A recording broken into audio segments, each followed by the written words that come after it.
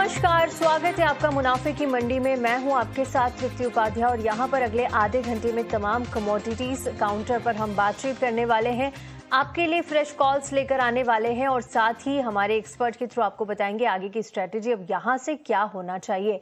चलिए हमारे मेहमानों का स्वागत कर लेते हैं। ट्रेड बुल सिक्योरिटीज के भाविक पटेल जी इस वक्त हमारे साथ जुड़े हैं, केडिया कमोडिटीज के अजय केडिया जी और कुछ देर में हमारे साथ होंगे कोटक सिक्योरिटीज के अनिंद्य बैनर्जी।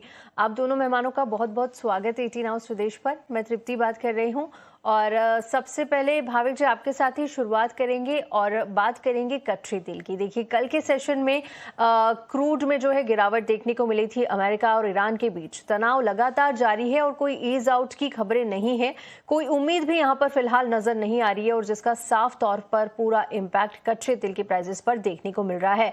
डोनाल्ड ट्रंप की तरफ से एक स्टेटमेंट आया था पहले, जिसके बाद एक बड़ी गिरावट, करीब 6% तक भाव गिरते हुए नजर आए थे घरेलू बाजार में।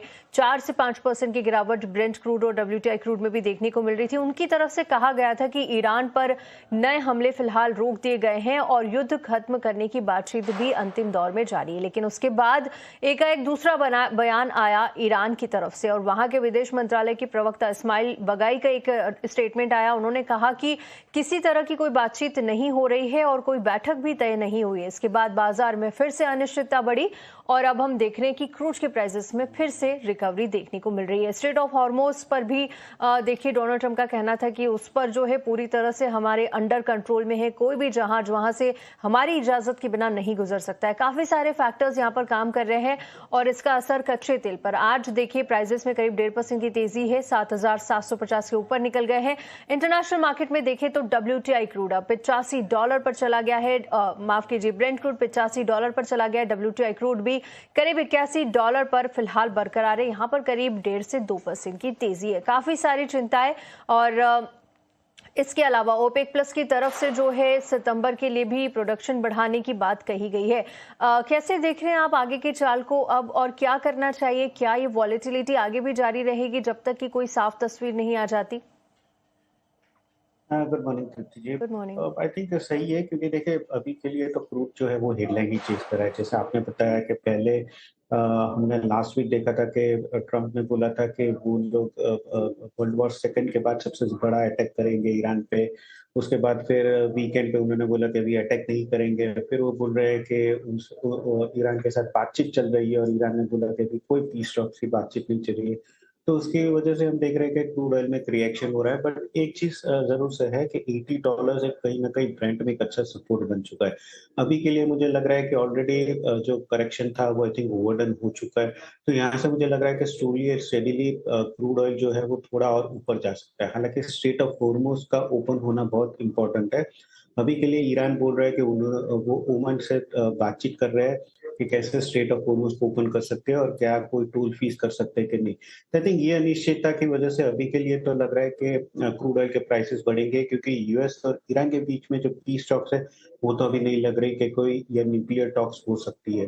तो ओवरऑल यहाँ से थोड़ा लग रहा है कि और ऊपर आ सकता है, मे बी 88 से $89 ब्रेंट आ सकता है। तो ओवरऑल आज के दिन बाय करके चल सकते हैं। आई थिंक 7750 का जो कॉल ऑप्शन है वो बेहतर रहेगा। 360 के करीब बाय करके चल सकते हैं 400 के टारगेट के लिए और स्टॉप लॉस रहेगा 330 का। राइट, तो काफी सारी चीजें और इन चीजों के बीच स्ट्रैटेजी भाविक जी आपके लिए लेकर आए हैं। भाविक जी आप कैसे देख रहे हैं आगे के चाल को? देखिए एक वर्ल्ड गोल्ड काउंसिल की रिपोर्ट आई थी, उसके मुताबिक सोने की मांग में 6% की गिरावट देखने को मिली है और अप्रैल जून क्वार्टर की हम बात करें तो गोल्ड डिमांड 6% घटकर करीब 131 टन आती हुई नजर आई है।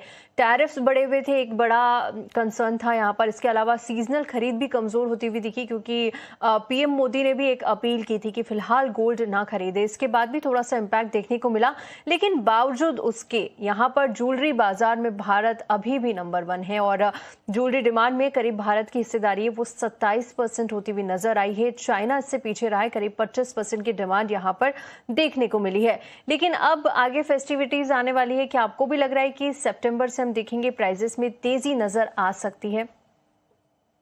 डेफ़िनेटली देते जी। देखिए क्योंकि सीज़नैलिटी फैक्टर भी होता है और जब हम देखेंगे कि तब शादियों का सीज़न होता है तो यूजुअली एक अपटिक डिमांड रहती है ज्वेलरी की। और दूसरा ये भी है कि हम 6 हफ्ते से देख रहे हैं कि गोल्ड और सिल्वर एक नैरो रेंज में कंसोलिडेट कर रहा है। और उसके एक रीज़न ये है कि क्योंकि फेड जो है they are really dragging their feet. वो अभी कोई हिंट नहीं दे रहा है कि आगे इन्फ्लेशन के लिए वो रेट हाइक करेंगे कि नहीं। तो अगस्त में आई थिंक थोड़ा क्लियर पिक्चर होगा कि सितंबर में एक ही रेट हाइक होने वाला है या ज़्यादा होगा। तो आई थिंक अगस्त में आई थिंक जैसे केडिया जी ने भी बताया मुझे लग रहा है अगस्त का वो जो टाइम है पीरियड वहाँ थोड़ा कंसोलिडेट होगा बट सितंबर में ज़्यादा क्लैरिटी आएगी और उसके बाद मुझे लग रहा है गोल्ड और सिल्वर पॉजिटिवली रिएक्ट करेंगे। अभी के लिए अगर देखें तो 3950 के नीचे नहीं जा रहा है, 4200 के ऊपर नहीं जा रहा है। सेम वे चांदी भी देखें 55 के नीचे और 61 के ऊपर नहीं जा रहा है। तो एक नैरो रेंज है बट हाँ, बायस डेफिनिटली बुलिश है। ये भी नॉन फार्म पेरोल का डेटा आने वाला है और अगर वो सॉफ्ट आता है तो मुझे लग रहा है शायद जो गोल्ड को रैली चाहिए, एक ट्रिगर चाहिए पॉजिटिव मोमेंटम के लिए, वो देखने को मिल सकता है।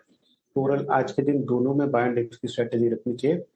गोल्ड मिनी 142,000 का जो कॉल ऑप्शन है वो बाय करके चल सकते हैं अराउंड 2800 3400 के टारगेट के लिए 2500 का स्टॉप लॉस। वही चांदी में भी मुझे लग रहा है कि 2,20,000 का जो कॉल ऑप्शन है वो बाय करके चल सकते हैं अराउंड 7700 8800 के टारगेट के लिए और 7000 का स्टॉप लॉस। तो ये हफ्ता लग रहा है कि एटलीस्ट नॉन फार्म पेरोल के ट्रिगर से पहले थोड़ा कंसोलिडेट होगा बट अभी भी अंडरटोन बुलिश है और शायद सितंबर में हमें रैली देखने को मिल सकती है।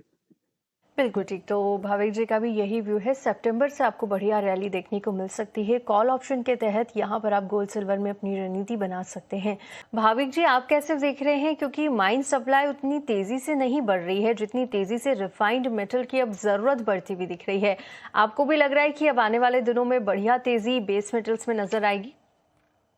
यस डेफिनेटली जैसे आपने बताया कि ज़िंक में तो ऑलरेडी हमने देखा है कि जो साउथ कोरिया में माइन कज़ाकिस्तान में डिस्ट्रक्ट हुआ और दूसरा चाइना में जेन्युइन मेंटेनेंस है उसकी वजह से भी 1000 से 1500 टन जो है वो ऑफलाइन हो गए। दूसरी तरफ मुझे लग रहा है कि कॉपर जो है वहाँ पे अभी और तेज़ी आ सकती है क्योंकि देखिए एलएमई में अगर देखें तो मई से 40% कम हो चुकी है। इसकी वजह से बैकवर्डेशन एक्सचेंज में दिख रहा है कि जहाँ पे अभी अगर हम देखें 3 मंथ्स का फ्यूचर कॉन्ट्रैक्ट अगेन कैश तो $24 पर टर्म प्रीमियम चल रहा है। दैट मीन्स कि अभी इमीडिएटली काफ़ी स्कैरसिटी दिखा रहा है। तो इसीलिए मुझे लग रहा है सबसे ज़्यादा अभी कॉपर चलेगा, उसके बाद ज़िंक क्योंकि ज़िंक सेकंड ईयर होगा जहाँ पे डेफ़िसिट में चल रहा है। तो दोनों में मुझे लग रहा है तेज़ी अच्छी खासी होने वाली है। आज के दिन भी दोनों में बाय की रिकमेंडेशन है। कॉपर में अराउंड 1350 के करीब बाय कर सकते हैं, 1360 से 1370 के टारगेट के लिए, 1345 का स्टॉप लॉस। वहीं ज़िंक मिनी में भी 390 के टारगेट के लिए बाय कर सकते हैं, 384 का स्टॉप लॉस। दोनों में अभी मुझे लग रहा है शॉर्ट टर्म में हमें अच्छी रिकवरी और अच्छी तेज़ी देखने को मिल सकती है।